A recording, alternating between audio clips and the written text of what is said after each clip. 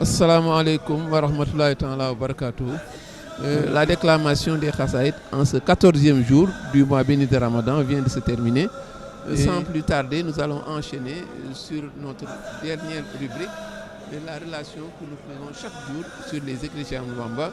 Nous avions démarré avec Assirma Labrari la dernière fois. Nous nous sommes intéressés aux critères formels et aux aspects surtout qui concernent le contexte de composition du présent poème. Aujourd'hui, nous allons entrer de plein pied dans les thématiques. Les thématiques qui sont très nombreuses, nous l'avions dit.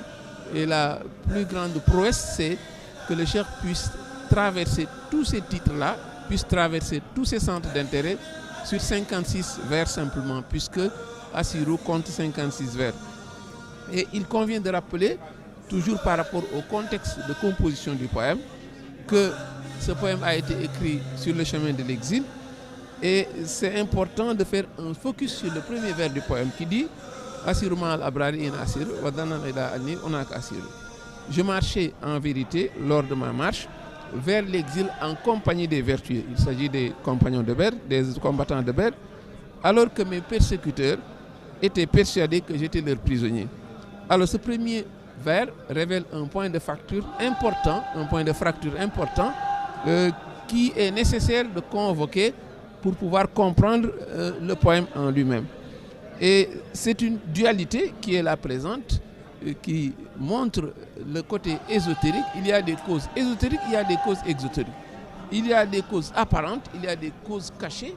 Si on ne convoque pas cette fracture-là, il y a des pans entiers de ce poème qui ne seront pas compris. En apparence, il y a eu des manigances, des délations et autres coups tordus qui ont abouti à l'arrestation du cheikh. Mais le cheikh ne les considère, on doit les considérer comme des causes apparentes. Parce que l'auteur de ce titre, en réalité, la réalité profonde, c'est que est déclinée au vers 8. La réalité profonde qui est le soubassement de ce départ. Mais il est décliné au vers 8 quand le cheikh dit mon unique ambition, dit-il, est d'être promu au rang de parfait esclave de Dieu, le maître du trône et le serviteur privilégié du prophète, la meilleure créature. Autre dualité donc, l'autre dualité qui vient s'inviter pour mieux comprendre le poème. Mais c'est que le cheikh fait une marche, c'est vrai, c'est un parcours spatial qu'il fait, mais en réalité, c'est un itinéraire spirituel. Et cet itinéraire spirituel, même s'il quitte Mbacké Bari et cet itinéraire se termine au Gabon, mais il y a aussi l'itinéraire spirituel où le cheikh part, n'est-ce pas, d'un esclave de Dieu pour devenir, n'est-ce pas, le point terminal qui est le serviteur privilégié du prophète Mohammed, paix et salut sur lui. Et c'est cette étape qu'il veut atteindre, c'est ce degré qu'il veut atteindre, et c'est bien cela l'itinéraire spirituel. Au vers 50, le cheikh dit ma marche a pour finalité le meilleur donateur. Il ajoute Masiriya Kawni Abdou Khadim an-Nabi, mon ultime visée est d'être élevé à la dignité de captif de Dieu. Le cheikh dit bien élevé à la dignité de captif. Il ne dit pas réduit à la dignité en captif. Parce que l'état de captif, l'état d'esclave, c'est ce nom glorieux par lequel le prophète a été désigné lors de l'ascension nocturne. Subhanallazi asra bi abdihi laylan. Donc atteindre ce haut degré, mais être un esclave qui fait corps avec son statut d'esclave, mais c'est bien une élévation, mais ce n'est pas une rétrogradation. Ensuite, le cheikh montre que c'est une chose prestigieuse, une chose précieuse qu'il va atteindre, cet état d'esclave, cet état de serviteur privilégié du prophète. Donc finalement, tous ces postulants à l'image du cheikh, tout ce qu'ils ont fait, mais finalement c'est le prix qu'il fallait payer, ce qu'il fallait endurer pour pouvoir glaner ce titre qu'ils recherchaient tant. Au final, les thématiques donc dans Assirou, ce sont les marches que le cheikh a gravies ou bien des adjuvants qui ont facilité sa marche. C'est pourquoi donc ce sont des thématiques qui entrent de plein pied dans la marche du cheikh et qui sont ses accompagnants, qui peuvent être des marches qu'il gravit, qui peuvent être également des adjuvants qui sont au service de la cause qu'il défend. Quand il dit Shukuri wa aqlami wa qalbi wa jussati au vers 4, la gratitude, dit-il, que j'exprime à travers ma plume, mon cœur et tous les membres de mon corps sont destinés à Dieu. Donc cette gratitude est destinée à Dieu, dit-il. Vient ensuite la thématique du répartir. Donc le premier thème qui s'invite, c'est le thème du choukr.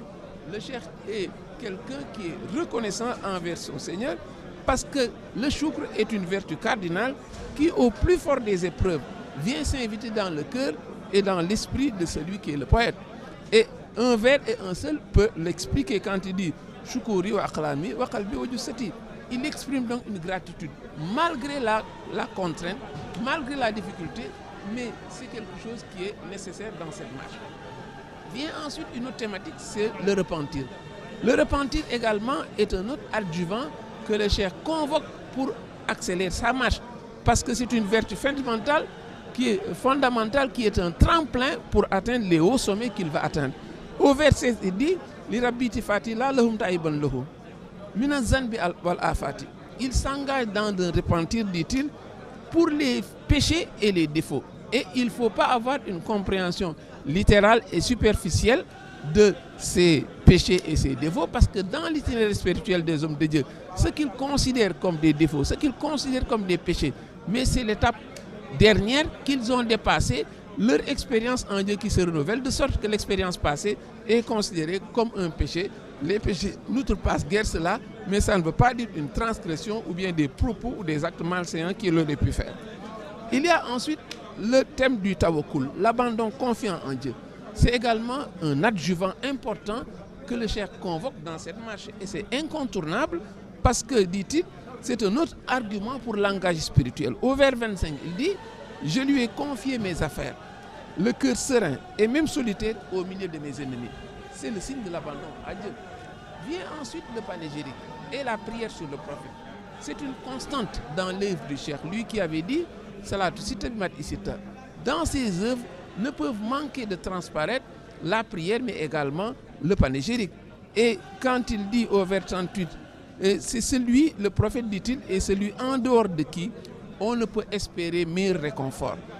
Ensuite, au vers 33, puisse-t-il accorder, dit-il, la paix, le salut, au même titre qu'au tien et à tes compagnons, dont l'éclat défie la splendeur de la pleine lune. Vous voyez, ce terme resplendissant, cette comparaison avec la pleine lune, parlant du prophète, mais c'est une chose à laquelle on est habitué.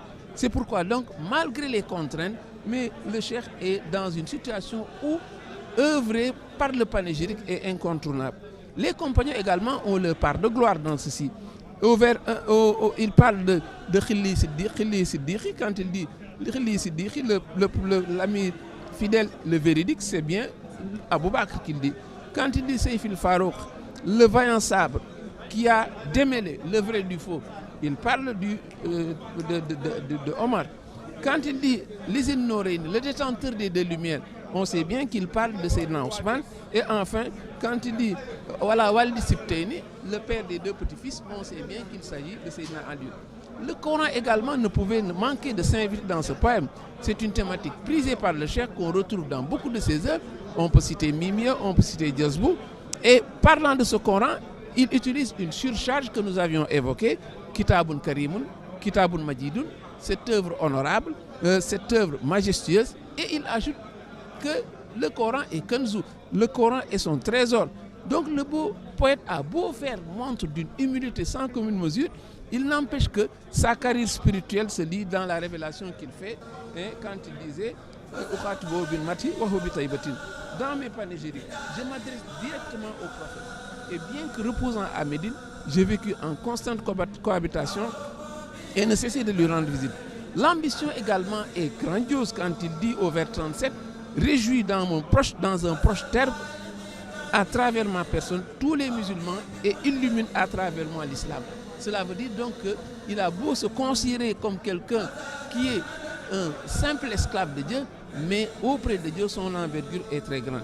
Et pour clore cette longue pérégrination, nous évoquerons ce sentiment qui habite tout exilé, mais celui de la nostalgie de la terre qu'on a quittée. Et cela également habite le cheikh. Quand il dit cette terre qu'il a quittée, c'est bien la terre de Touba où il aura vécu 7 ans, où il ne reviendra jamais. Et il dit au vers 32, demande à mon Créateur de hâter mon retour auprès des miens. Au vers 36, délivre-moi des pervers en me ramenant sur la terre ferme. Voilà donc quelques-uns des centres d'intérêt et nous avons conscience d'avoir laissé en rade beaucoup d'autres thématiques. Mais la prouesse grandiose, nous avons dit, c'est que le cheikh puisse égrener tous ces thèmes-là sur 56 vers. Et voilà donc, aujourd'hui, c'est la dernière relation sur Assirou. Demain, nous reviendrons avec un autre poème. Merci de nous avoir suivis. À bientôt et bon Ramadan.